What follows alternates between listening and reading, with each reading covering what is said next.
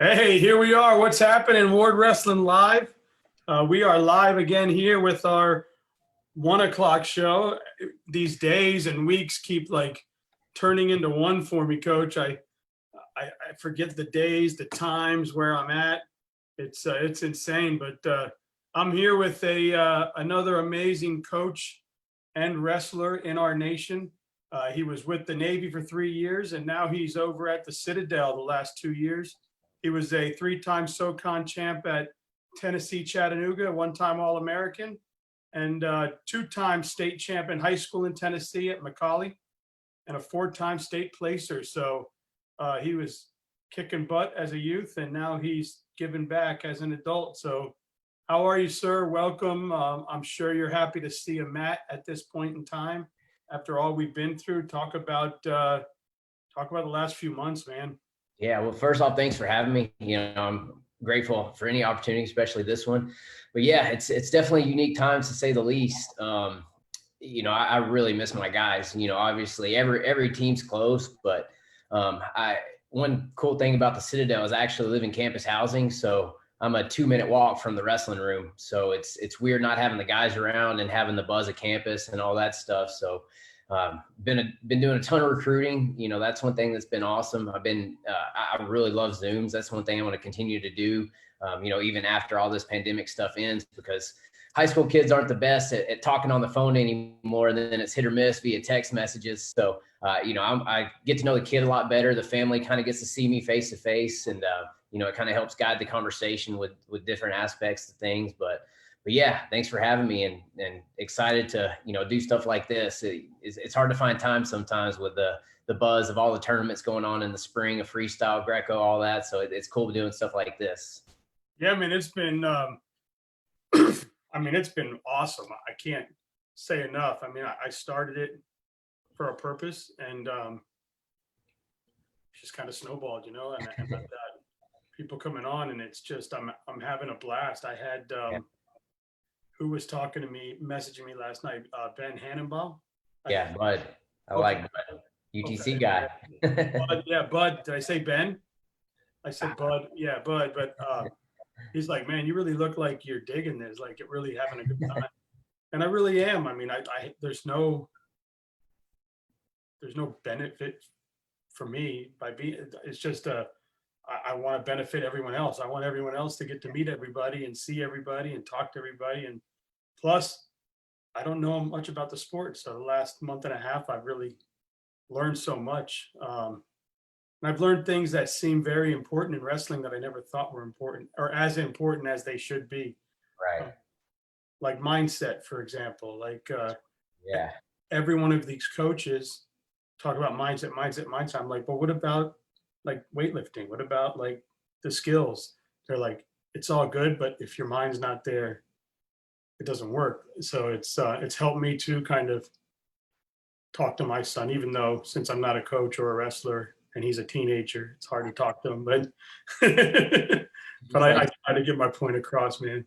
In the country, like everybody's doing similar runs, everybody's doing similar technique, but it's that extra stuff that not only gives you a mental edge, but like it knows that you put in the work, so how to dig deep and stuff. Like all that the Last Dance stuff with Michael Jordan and the way he prepared himself, it's crazy how it kind of translates across all sports, but especially the wrestling, because you don't have anybody else to depend on. It's just you out there. So that was one thing that it's hard to transition from high school to college wrestling. You got to make that jump, and then make that jump not just from a college wrestler to being an All-American, and that's just as much of a mental jump as it is a physical jump, because you have to be able to bounce back from those losses or dig deep to get that 1-point match out. And it's crazy. It's one thing I really like I probably drive my wife crazy, but I feel I try to be a student of the sport, whether I'm competing, back in the day or now. Like I'm constantly watching other coaches talk and watching technique videos, and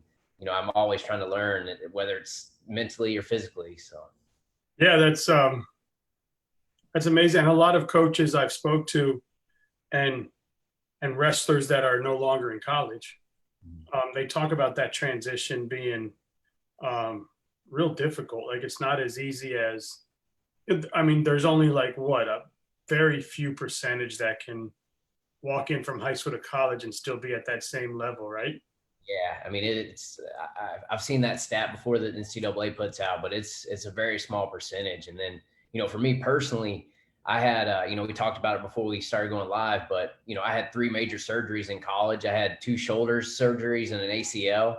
And so the mental side for me was really big, just having to come back from those surgeries, whether it was getting my weight under control or making sure that appendage felt healthy. I mean, it was definitely an extra step, and it was frustrating at times, but at the same time, like, I learned so much from it, and it's benefited me a ton as a coach, because I know, I don't just say, oh, that kid's being a wimp. I actually take time to talk to them and know where they're coming from. So it's helped me so much as a coach. Like, I just can't say that enough. I know where it's coming from, and it's one of those, like, train smarter versus harder type things. Like, if a kid needs a day off, he needs a day off occasionally. So I think that's one thing that's really progressed with our sport. It's not just, grind till there's nothing left. There's obviously a time and a place for that, but it helped me a lot in college, having good coaches that kind of listen to me and stuff like that, and help me with the mental side of things versus, where I'm at now in my position. Yeah. And so let's talk a little bit about that. You spent the last 3 years at Navy. Now, not the last 3 years, the last 2 years have been at the Citadel, but 3 years before that, you were at the Navy. Yep. So you went from, what's that, the Naval Academy in Annapolis, right? Yep. And then you transitioned to another historic military program in the Citadel. And how was that transition? And what kind of mentality and focus and culture have you brought to both programs, or have brought to the Citadel that you had at the Navy? Or talk about the Citadel, talk about the history, talk about what it means to you to be there and part of the program. Yes, I'll take a little bit of a step back. So, I had 6 years of eligibility because I had so many surgeries and stuff. And I was a head coach at a high school. So I'm from a small town in Tennessee before I transferred to McCallie. So I was a head coach for a year. And then I went back to McCallie for 3 years. And I was a coach in there. And then I actually had started my 4th year at McCallie. And then one of my college teammates, Lloyd Rogers, who's actually still at Naval Academy, Coach Cody kept him on there as a volunteer, but great dude. He's a Florida guy, actually. So he called me and we started talking. I'm like, hey, you think I'd have a shot to transition to college? And he was like, yeah, absolutely. And, he put me in touch with the head coach at the time, and just kind of worked out. So, I moved up there in September after the school year had already started, and, spent 3 awesome years, developed some great relationships. And that was, my first dip into college wrestling, as far as, on the coaching side of things. So I learned so much, and it was crazy. Like, you get there, and obviously, it's kind of funny that I've been to 2, like, historically, military type institutions, because I have no military background whatsoever. Like, my parents weren't military. My grandparents were back in the day, but, they never really talked about it or anything. So, they were throwing out all these acronyms, like, all the Marine Corps stuff, like TBS and OCS. And I mean, it's just crazy, all the different acronyms that I had to learn. But, there's obviously you have to learn about whatever school you're at, but it's way different when you add that extra layer of military stuff. So, obviously Naval Academy, you go there, you do 4 years, there's no red shirting. They have a prep school, but, you do 4 years, and then you go serve 5 years, depending on what your job's going to be. When that 5-year time window starts is a little bit different. Some people have to do TBS. So if you're going to be a Marine, one thing that's awesome about the Marines is, it doesn't matter what your job in the Marine is, whether you're, on the ground or whether you're a pilot, they're a Marine first. So that's one thing that's really cool. Everybody does that. Every Marine goes to TBS, which stands for the basic school. And it's in Quantico, Virginia. And it's, I've actually went there before. They have what's called a McMAPS program, which is Marine Corps martial arts program. And so we did like a wrestling type workout for, they have a belt system for that. And that was one thing that was cool at the Naval Academy, is that even the wrestlers, they don't get exempt from it, but all the wrestlers even have to do the McMAPS type martial arts training, the combatives type stuff. So, it was cool just getting to see all that stuff and then learn all about the Navy and Marine Corps. And then, I think that's one thing that helped me transition to the Citadel. So the Citadel, fast forward 3 years, it was awesome at Navy. Just, I'm from the Southeast and wanted to be a little bit closer to family. So I got married in May, and then that summer is when I took the job at the Citadel. My wife and I are both from Tennessee. And, the Citadel is an ROTC school. So that's a big misconception. Like even when I was competing against them when I was at Chattanooga and then later as a coach at Navy, I thought that everybody from the Citadel went to the military, and that's not true. Actually, only about 30% of our seniors go into the military. And then so 70% don't, but everybody has to do ROTC. So basically, you learn the walk, talk the talk, and then, either go in the military or don't. But one thing that's cool about here is that you can go any of the 5 branches. So you can go, Army, Navy, Marine Corps, Coast Guard, or Air Force. So that's one thing that's a little bit different about the Citadel. So that added another layer of things. So not only did I have to learn about Navy and Marine Corps, but now I have to learn about Army and Coast Guard and Air Force. So luckily, you know how to crease your sleeves and crease your pants now? No, that's luckily they let me have the beard. Otherwise, I probably look like I'm a high school kid touring campus. So they even crease their short sleeve shirts. They crease their T-shirts. Yeah, it's good though. I mean, it's the kids that we get. Obviously we want to be competitive and all that, but the Citadel has a really rich tradition as far as alumni and stuff. The school as a whole has a 90% job placement rate, and it's because the alumni really want to take care of their own. Because like I said, 70% just go get real jobs. They don't go into the military, but because of the stuff that they had to learn while they were here as a cadet, it's just they know the big thing is they can take constructive criticism, and they're probably going to show up on time and work hard, right? So the alumni take care of their own, and the alumni connection is just crazy strong here. So yeah, and talk about that when you're out when you're recruiting. Man, what kid wouldn't want to be part of that? I mean, it just seems or what kind of kid are you looking for? Like, obviously they're gonna get disciplined there. They're gonna learn how to not only the wrestle discipline but the military discipline, right? I mean, so when you're out recruiting, what intangibles do you have to look for to make sure that not only can they make it on the mat but make it scholastically as well? The big thing is we want good kids. We want kids that are going to make good decisions. One of our first questions when we're doing our research is like, what kind of kid is he off the mat? What kind of character does he have? We're wanting to be competitive on a national level. And so, we can develop guys and make sure that they're there. Traditionally we've had 4 All-Americans, 3 of those in the last 7 years. And so we know we can do it wrestling wise, but the big thing is just, like you said, making sure that those guys are doing what they need to off the mat. And just like, my big recruiting thing is we want men of character on and off the mat, because you do have some extra stuff. But, I always tell everybody that education is our best tool, right? And one of our biggest resources, because again, people don't know that you don't have to go into the military after you graduate. And then the other big thing is that wrestlers, if you want to be good, you're going to live a pretty regimented lifestyle anyway. So it's probably a very similar lifestyle to the same lifestyle that every wrestler in the country is living. You just have to wear a uniform and shave, right? So it's if you want to be good, you can't be doing the bad stuff anyway. So Chris Bono was one of my coaches in college, and he always used to say, there's 3 things to do in college. There's academics, wrestling, and then your social life. He said the most people can only be good at 2 of them. So you got to pick which 2 you're going to be good at and be good at those 2. But, it's hard to be good at all 3. So, it makes a big difference for sure. And like I said, educating people and just getting them on campus and seeing that it is an ROTC military college, but it's not like hardcore, like everybody's going into the military after you graduate. So as a parent, let's play the parent role. Mm-hmm. And you're a coach and you're in my living room, or these days on my computer screen. I think the days of knocking on the door and walking in and sitting on the couch are not happening as much anymore. But you're in here and you're preaching wrestling and wrestling and wrestling. And as a parent, I say, well, wait a second. How are you going to make sure that my son or daughter or child or whomever I'm sending to you is going to get the grades? Are you going to make sure that they're up in the classroom? Are you going to make sure that that part of their life is being handled? What would you say to that parent? Yeah, so the big thing is we don't just preach wrestling. There for most of the people, not everybody is Jordan Murray going to go on to wrestle into their 30s. So, we want guys to graduate and get good jobs after they graduate, right?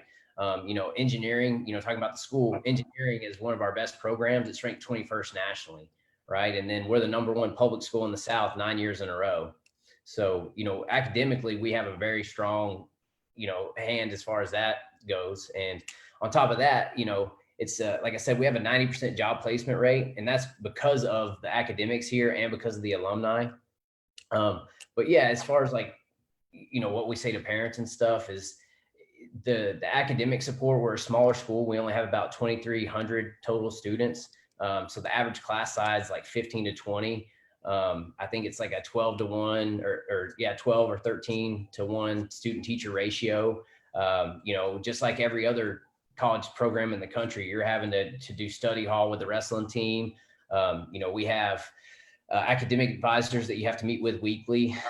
And then, the school, just because of the little extra layer of discipline, you're not sleeping through classes. Like if you want to just sit in the community center at the Chick-fil-A at a regular college and skip class, there's nobody telling you, hey, you need to go to class, right? Well, here you have people follow up and they're like, hey, where are you at? There's a lot more accountability here as far as going to class and stuff like that. Like obviously it's still college. And so, we're not making sure you turn in every assignment and stuff like that. But if you start slipping academically, then we find out and, we try to follow up. I always tell parents, it's hard to do bad here. Unless you're just not turning in anything and like purposely trying not to do work, it's hard to do bad here. First of all, let's not sleep on those chicken minis. Yeah. Popping them like Tic Tacs. Oh, yeah. Second of all, and now let's go the other way. My academics is not an issue. I'm a kid in high school. My grades are good. I'm running. I can do that. I can handle that. I'm a wrestler. I'm not Iowa, Ohio State, Penn State level, but maybe I'm still D1 level, and I'm looking at schools around the country, and you're one of them I'm looking at as far as a wrestling program. What do you have that is going to make me better as opposed to me going to somewhere else? Just like everywhere else, it's what fits best for you. It's the age old saying, don't go somewhere because of the coach, go somewhere because of the school. I'm a strong believer in that. Like you never know what's going to happen to coaches. They might leave a program tomorrow because of family issues, or, they might drop a program. You never know what's going to happen. So you got to find what is your best fit, whether that's you do get along with the coaches or you like the atmosphere of the team and all that stuff. But as far as on a competitive level, there's pros and cons to every conference and every team and all that. But a big pro that I see being in the Southern Conference is that, it's good and bad because, we don't wrestle a Big Ten schedule and we don't compete week in, week out with the Big Ten. But at the same time, because of that, I feel like we're a little bit healthier going into the national tournament stuff. You have a good SoCon tournament. For the most part, people end the year with dual meets, right? There's not many tournaments at the end of the year. So we have there's 8 teams in the Southern Conference altogether, and that includes us. So you have 7 other dual meets with those SoCon teams. So, we're wrestling competitive guys because App State, Campbell, Chattanooga, all those teams are getting really good. They each had 7, right, that qualified this year. So you're Campbell and App State. Yeah, I think Chattanooga ended up. They only qualified 1 automatically, and they got a couple more at larges, and we ended up. That's SoCon. I'd put them up against anybody. Yeah, so that's the thing is like we're just as competitive. I feel like on a national scene or getting as competitive, I should say. But I just really feel like that's a big benefit. And I think that was one reason, when I was healthy, obviously I had a couple surgeries, but that was one thing that I felt good going to the national tournament. Like I got guys that, there's some guys at the national tournament, they look like mummies because they have so much tape on them because they've had, you don't know how many Big Ten dual meets to a Big Ten tournament and then going into nationals. Right. So, that's a big benefit of being in a smaller conference. I think it's a 1-day tournament, 8-man bracket. You win, 2-3 matches and you're good. right? You're going to the national tournament, you win 3 in a row. So, I think that's a big benefit of our conference, especially with how competitive our conference is going, because it's still competitive, but it's not that Big Ten grind, right? And it's not big like the Big 12 is. EIWA's huge now, and then the MAC's huge now. So all those conferences are just huge now, right? ACC. Look at the Yeah. ACC. Yeah, ACC is tough, but it's a smaller conference too. Again, that's a 1-day tournament, so those guys are going in healthier. So I think that's a big benefit. And then, as far as the Citadel, it's a smaller campus, so the whole community is really tight knit. So you just have a really strong support staff around you. So not only, is the wrestling team behind you, but everybody kind of knows what's going on. It's like we constantly see our football coach walking around campus, whereas, Ohio State, they probably don't ever see their head football coach walking around and hanging out with them, So Ever. you have, the head football coach saying, "Hey, good luck at your match tomorrow." Or, during our dual meet, the head football coach and the head basketball or baseball coach, which baseball is a big deal here in the South, right? Yes. They're standing over there, watching our dual meet and stuff. So That's cool. You don't think Nick Saban is just walking around hanging out with the wrestling team? Well, Alabama doesn't have wrestling, so that's fair, correlation, I guess. But yeah, I mean, I know, obviously Urban Meyers was hanging out at the Ohio State matches and stuff like that. They don't casually see him walking across campus, it's just different, right? Just a lot more of a smaller community type feel. Hey, Bud said, man, Lloyd Rogers and Cody Cleveland, 2 UTC guys. Thanks for having Cody on. You're welcome, Bud. I look forward to talking to you later on too. Hey, so I just kind of threw my questions out the window. You see, we just kind of went for it, and we got through everything we needed to get through anyway. So that was pretty cool. So talk about your time on the mat. I know UTC is a real cool program. It's a big time growing program. There's a couple Florida kids there now. There's another big Florida 3-time state champion going to your alma mater in Noah here shortly. And talk about your college experience and some of maybe your most memorable moment on the mat. Yeah, so UTC was a great time for me, and it was also a miserable time. Like I said, I had a lot of surgeries. It was one of those things. Like, I originally hurt my shoulder in high school, and then my true freshman year, I didn't compete one time. I think I had to wrestle off just because they wanted a match for one of the Keefe brothers, and I made 138. I was recruited as a 33-pounder, and I struggled to make 138. Like, it was not fun at all. And that was probably the last time I had wrestled my true freshman year. So, had a little bit of a wrestle off there, and then had surgery that December. So I didn't compete one time. And I actually had 3 different head coaches. And like, I added up one time, I think I had like 17 different assistant coaches. Like, it was insane because I was there 6 years. Right. So it was different. So I had Joe C for 1 year. I had Chris Bono for 3 years. And then I had Heath Esslinger for 2 years. And then just a carousel of assistant coaches through that time, whether they were GAs, volunteers, whatever. But, at the same time, I learned a ton of stuff. One thing that I wish I could do a little more of, I try to wrestle with my guys as much as I can, but I run a lot of our practices. But, one of the assistant coaches at the time was Nate Gallick when I was at Chattanooga, when Bono was the head coach. And, Bono was still competing then too. And so was Nate. And it was just awesome getting to wrestle those guys. Like, I think that was a big part of my growth as a wrestler. And it helped me kind of understand where I was at competitive wise. I knew if I was having a good day and I could get some takedowns on those guys, then I could take down anybody in the country.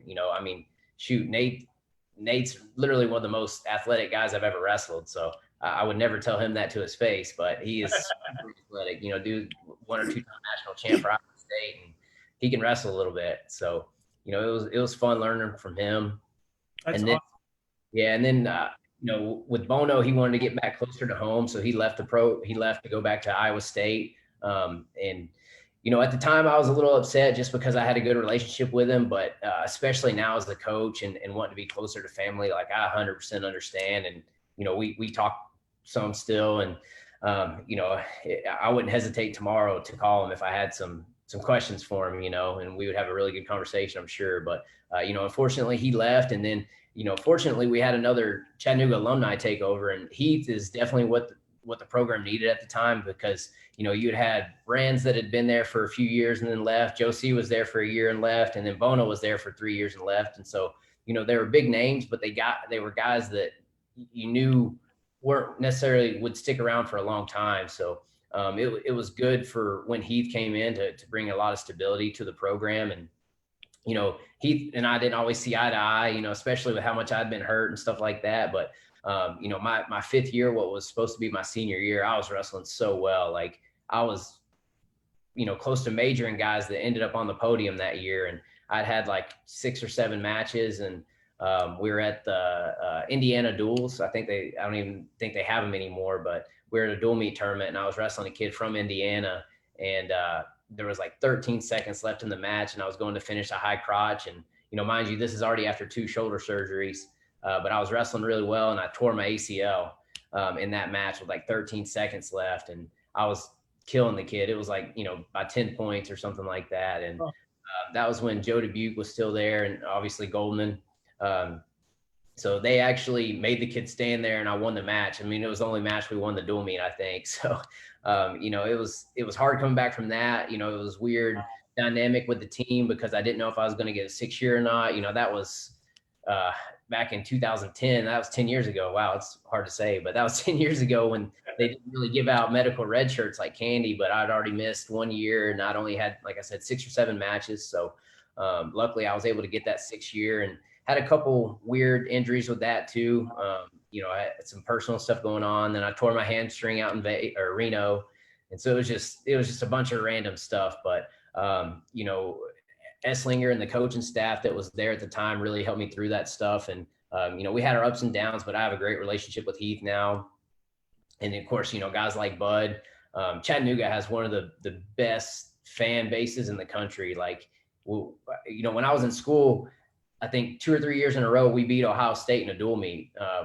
My sophomore year, the year All-American, we beat Ohio State in a dual meet, and then they got second in the country that year at NCAA. So it's crazy how competitive we were and how much the fans love it, because most of the guys come from all over the country and then stay in Chattanooga, because Chattanooga is just a beautiful place. You know, you got the river, the mountains, everything, and it's really grown as well.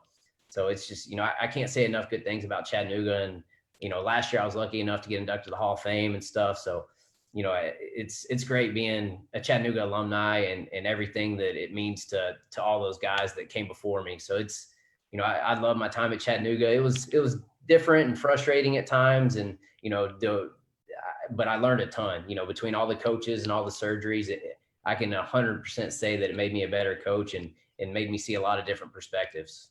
That's awesome, man. And congratulations on that. And that's great. And then I just keep looking at that gym behind you, man. Who would not want to roll in that gym? Those mats, man, it looks beautiful in there. It's a heck of a wrestling room. Wow, man. You got to really. Yeah, we renovated the room about a year and a half ago, December 2018, got new mats, got a team room right there, offices right there. So we, you know, it's not the biggest room in the country, but it's nice. Ideally, we want to carry about a 30-man roster, about 3 at each weight, just to have enough depth to make the guys competitive, you know. But the good thing is the school is awesome about working with us, that, you know, we're not limited by roster sizes or anything like that. Awesome, man. So you ready for the 10 questions? Yeah, I'm on it. All right, H&M Charleston or Big Gun Burger? Ooh, I haven't even been to Big Gun Burger. I don't know. I'll try that place. All right, the Alessandros or Paisanos? Man, I've never even heard of these places. No? No, I've been to a lot. I hope I'm in the right world. Okay, Darling Oyster Bar or Charleston Crab House? Oh, Darling's by far. So good. All right, yes, I'm in the right town. Yeah, I have been there. Those mats came from Bud Resolite. Yeah. Yeah. Waterfront Park or Rainbow Row? Oh, my wife would kill me if I said waterfront, but I like waterfront. They're right beside each other, so it's easy to do both. The South Carolina Aquarium or the Tennessee Aquarium? Tennessee Aquarium's bigger, so I'll say that one. Shrimp and grits or eggs and grits? Shrimp and grits, so good.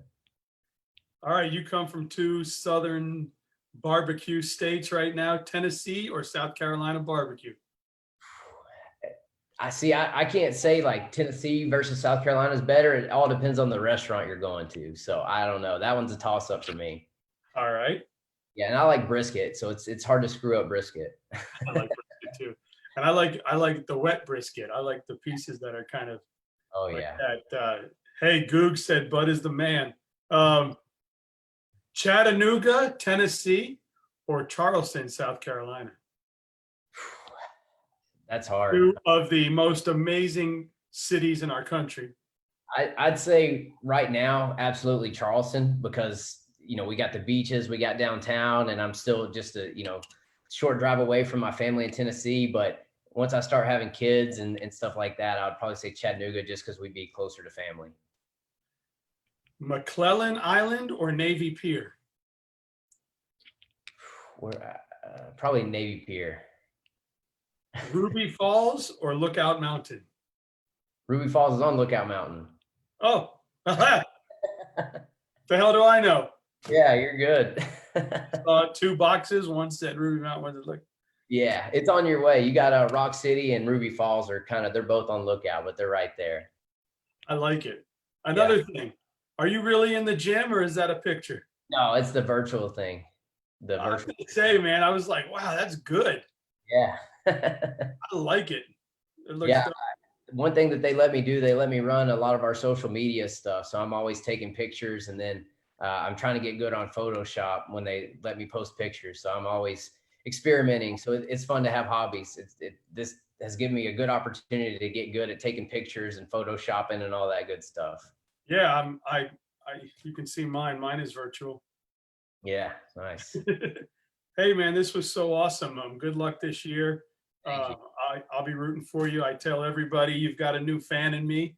And I'm watching everybody and rooting for everybody. And feel free to hit me up anytime, man. I love talking wrestling and learning about wrestling and getting to meet great wrestlers and coaches like yourself. So appreciate you. Thanks for what you do for wrestling and what you do for the kids and the children and the whomever.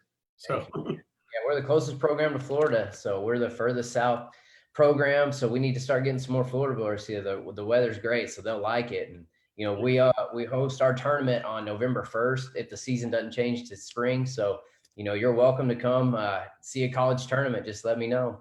yeah, I got to tell you, Scotty Sentis would he'd argue with me if I said go Citadel. He'd be like, no, you got to go Campbell. He'd be yelling at me, Florida guy. But will he be at your tournament too? They might send some red shirts, but no, they do something different that weekend. So it's kind of a November 1st is the first time you can compete, and it falls on a Sunday. So we're still trying to get some teams, but between the pandemic and then the talk about season moving to January, we got a few teams locked in, but we're still trying to finish out those last few teams. Yeah, well, I definitely need to get to the Carolinas because I've been blessed by having Sentis and his crew on. I've been blessed by having you at Citadel on.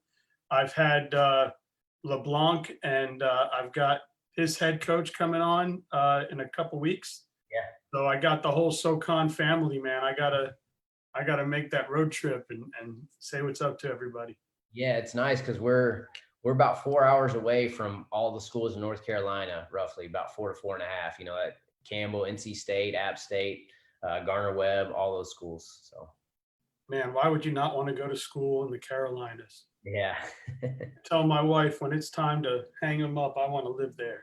Yeah, Charleston's awesome. A little expensive sometimes, but it's an awesome place. Charleston, you go up to Blue Ridge, Georgia, or you go up to this North Carolina, Asheville, or you go out to, man, there's so many cool places. And you got Atlanta just 4 hours away too, if you want to get to a big city. And the Carolinas are great for a fat guy because you can eat. It'll get you though. Lots of shrimp and grits. Oh yeah. All right, my brother. Thank you so much, Cody. It was so awesome to meet you and to have somebody on from the Citadel, man. That's crazy. I can't believe that my show is getting guys like you and Scotty and LeBlanc, and I had the coach from UCM, Borelli, and Borelli's actually a Citadel grad. Did you know that? I didn't know that. Yeah, he's a Citadel grad. His name's on our wall, all that good stuff. So it's funny that you know, a lot of people don't know that, and he's, you know, a guy that we definitely claim. He's awesome. And he's I think he's the all-time active leading wins coach or something in the country. Yeah. But most of those guys I talk to like coaches that make the Hall of Fame and all that stuff, and I ask them, man, what does it mean to you? And they're like, it means I'm old. I've been doing it too long. So that's funny. And I'd love to get his son on. I got to reach out and see if I can get his son on. His son, I guess, is out in Sanford. Yeah, Jason. They actually, because his dad's a grad, they were one of the teams that came to our tournament last year. Oh man, totally cool. Hey, listen, coach, anybody that you think would be good for the show, man, send them. You can see that I don't care. They can be a 10-year-old kid that you think is a stud, a wrestler on your wrestling team, a fellow coach, a ref. You need to get Javier Maldonado on here. We were high school practice partners and teammates for a long time, and roommates and all that good stuff. We were in each other's wedding, and you know, he transitioned from being at Southeastern to Little Rock now. So he'd be a great guy to have on now, Florida guy. So, yeah, what's his name? Javier Maldonado. Yeah, I've heard of him. He was over at SI. There was a kid that I had on that wrestled at Osceola. Yep. And then he ended up, his name is Gio Bonilla, and he ended up at Southeastern because Maldonado was there. And then kind of his freshman year, he was going through it. So I don't know if it was Maldonado leaving or if it was just, he says he couldn't cut it, you know, grade-wise and stuff. But then he moved on when Maldonado moved on. But now he's doing great, man. The coach over at Grand Valley got a hold of him, and he said he's got a B average for the first time ever in his life, and just glad somebody in the wrestling community was able to stir him in, and he's very thankful for that. But I know he speaks highly of Maldonado too, so must be a good dude. Yeah, shoot me his information, man. I'll hit him up. I got no problem with that. I've got phone numbers. There's a guy, a real nice guy that sent me like all these phone numbers of these people, and he's like, there's more where they came from. Just let me know, and I'll send you more. And I just haven't gotten through them yet. Look. Yeah. That's the great thing about social media too, especially with college coaches, because that's all we use to recruit now anymore, especially to find kids. So, yeah, it's been great. Hey, coach, well, good luck. I know that they're finally letting you guys off the leash and a little bit, yeah, and letting you go out and recruit and talk to kids and hey, man, just get Sentis to come to the scuffle, and then I can see everybody. Is that what it's called, the scuffle? Well, the scuffle's in Chattanooga. I think Campbell went to Midlands the last year or so. Oh, cool. That was somebody posted it. Yeah. All right, man. Well, I'll let you run. I know that you probably got some better things to do than continue to hang out with me. So no, I talk wrestling all day. Well, I got to get on with Mr. Javier and see how he's doing in his search for a school after the OD debacle. So yeah, let me talk to him, and thank you so much, Coach.